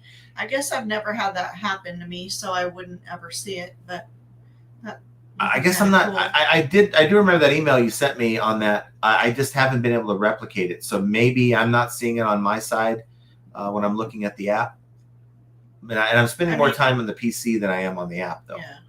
Yeah. Beard says, the sidebar conversation says, Susan says, yeah, I told eBay when I called, they would let sellers leave more than just positive feedback for them. This would cut a lot of that buyer stuff out. Mm-hmm. Yeah, Beard goes on at 7 o'clock Central Time, 8 o'clock Eastern follows this show. So I usually finish up a few minutes before the top of the hour. Maya says, I wouldn't mind selling some books like that, especially now that eBay allows more photos to show the condition. I definitely think we should be using as many photos as you can on anything. I know a lot of people are like, why should I do more than show the front and the back? Because first of all, the algorithm is looking for you to show more photos. Yeah. So you want to play to the algorithm, but maybe the condition of the pages on the inside is something that someone is very curious about. So you like turn to some random pages on the inside to show the condition of the book, the spine of the book, the inner part of the first page. I don't know what that's called. The hardback. Let's say it's a hardback. That first page, a lot of times people will put their own like inscriptions in there, so people want to know if that's there or if it's clean. Yeah, so I think there's a lot of things that you can do with zooms and multiple photos that's going to help. Lenny Lim says, we had the same issue with our air conditioning unit. Okay. Yep, this is the time. I mean, 120 degrees, you're really testing it, right? And I think this is the unit that came with this place, 2009. And it might be, I just want to make sure that the maintenance on it is upkept, because if this thing goes down and we are stuck inside a house with no air conditioning, so help me God, I will be at a casino faster than I ever thought I would. There we go. Go hang out at the casino. I wouldn't just hang. I would be renting a room. Oh, okay. Well, I'll be hanging out. But it'll be fixed faster than that for sure. You think? I am pretty sure about it. Joe, this is tax deduction for the shower chairs. Foundation assisting seniors and veterans in Henderson. Well, we ain't there yet. I'm still going to try to make some money on this. Hold on. I want to take a picture of it. Take a picture of it on your phone. Why don't you just take a screenshot? Well, you shush your mouth. Okay. Lenny says, had to buy another 3200 AC unit. Wow. Ugh. Beard says, we have reached the point of the show that John will start skipping your comments. You're That's probably a right. fact. You're right, because I'm gonna skip to the sidebar nonsense. Beard says, if you can't figure out why my eBay store name, you should quit reselling. Yes. Oh, you shush your mouth. I already know yours. Nicole Nichols Smith says eBay just grandma flips. Yep, that's her eBay store. Okay. Anytime Picker says Scott's store name is Go Bucks. No, his is Go Volunteers. Go Tennessee Volunteers. Henri Squaw says my sale came through. Yeah, nice to see that. Gail says you never know, you might need some pinball manuals. Yep. So that's your store. GJ's no, a that's little. Jerry. Yeah. Okay. Gail. Where's Gail's store? I didn't see Gail's store. Gail's store. Oh, there it is. Maggie's Doghouse Bargains on eBay. So go check these stores out. Yeah. No One Designs of John is your subconscious saying it wants a banana and a big banana and moist. What's wrong with you? Let's see. You're kind of throwing me off as if I wasn't already. Bitter Picker, be nice to Jenna. We're not here to listen to you, John. Wow. Christy K's Thrifty Ways, eBay retired teacher and figured I'd try selling stuff before donating. There you go. Yeah. We have Midwest Picker. I'm starting to list on Poshmark. Maybe people will actually see my items on there. Yes. Kevin has a question. Does anyone really cross list on Bonanza? It kind of just happens. Yeah, that is true. I mean, it takes 10 minutes but out of your life. don't you have to connect your store? But here's the thing. When you own Bonanza, it's easy to have those questions. You own Bonanza? Yes. It's a thing on his podcast on Trash to Cash. They're always teasing him for being the owner of Bonanza, Kevin. Common law. I don't know. It may be true. AAF Wega says, if you had to choose between 300 optimized items of 3,000 that you just kind of random throw on there and hope to sell. If you had to like choose between 300 optimized items, maybe, or 3,000 that you just kind of 300 optimized items. Yeah. For sure. This is why I'm trying to keep my store anywhere between 200 and 400 items. I mean, I'd like to get up to 400, but it's not going to kill me if I don't. I'm not going to throw stuff on there just to try to make the algorithm happy, because I know that just throwing random stuff on there is going to hurt my sell-through rate of my store. And what I do with some of the less desirable stuff, I put it on the secondary store, and that seems to help. So, I mean, it depends on your model. If you're going to go for the latter, where you're just putting a lot of stuff on the store, you really want to go above 3,000, to be honest with you. You're shooting for volume, and really it's about what number of sales are you trying to achieve in a 90-day period. So for me, the sweet spot is like 500 to 600 sales in a 90-day period. We're there right now. If we get into where we're selling 700 to 800, I'm going to be taxing her a lot more than I'd like to. Or that she'd like to, with a lot more stuff to be done. We're good with where we're at. We're making good money with where we're at. So it just depends on what your business model is and what's going to work for you. Susan says, starting selling Harley shirts and vintage Gulf Oil vintage professionally framed photos. One is 1939 Saturday Evening Post articles with certificate of authenticity. Bought 12 for $40. Wow, there you go. That's cool. Make sure there's a market for it, but it sounds like that there is. Paul Rose says, John had to call again today after a buyer contacted me to say global shipping program order arrived damaged.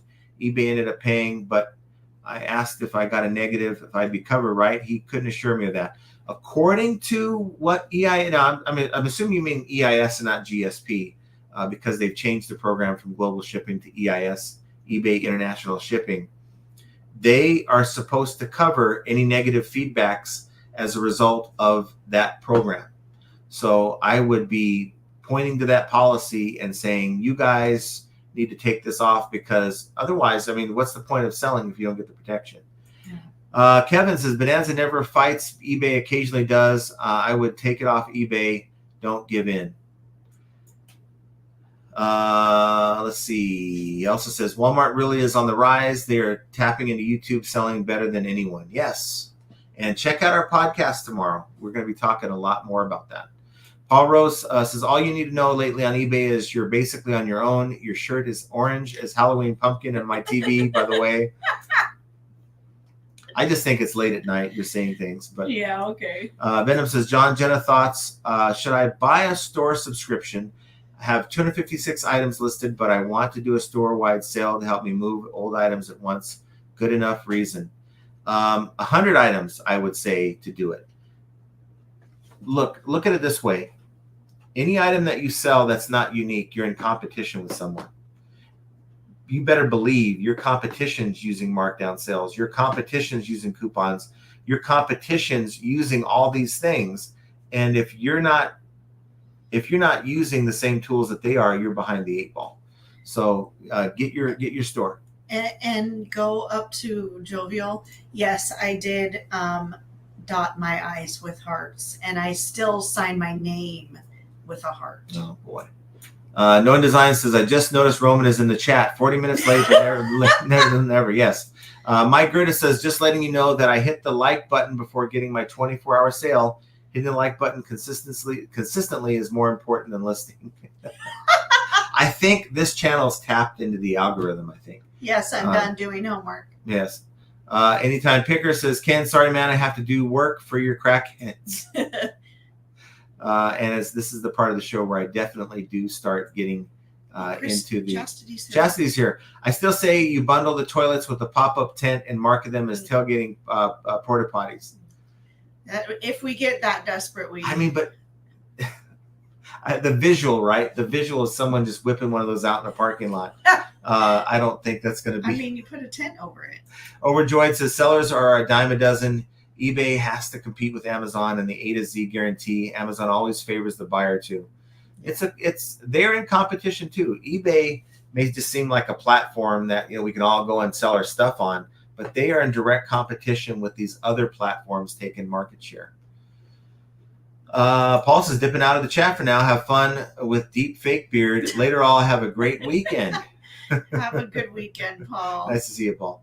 Montezuma says, I went to the Goodwill, bought 9 T-shirts, a vintage Zenith radio, a sunrise alarm clock, spent $75. Today I went to yard sales and bought around the same amount of items and spent $15. Love garage sales. What a difference. Garage sales are like third on my list now. When yard sale season comes back, like September, October, because this is too hot to even think about yard sales out here. Right now it's liquidation, and that's paying the bills. And it's pays the bills year round. I think yard sales are fun to go to, but I can't do as well at yard sales as I can with liquidation. Shanna. Is it Shanna or Shauna? Shauna or Shanna. I partnered with my friend, and she spent $2,000 on inventories without researching any of it. Oh. She needs an onboard training, obviously. Wish us luck trying to break even. Good luck. That's a nightmare. Especially when you look at an item and say, oh, that should do well. And then you get it and you look up the comps and you're like, this stuff doesn't sell worth a darn, right? Oh, like those Olympic coins.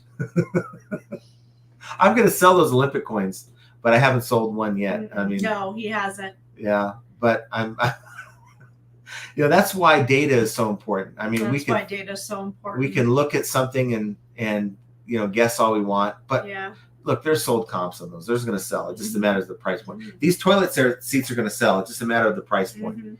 Paul Rose says we still have GSP in the UK. Okay, but I think the GSP program is not as desirable as the EIS program, because if you get a return request, you still have to find a way to reimburse the buyer for the return label. It is a nightmare.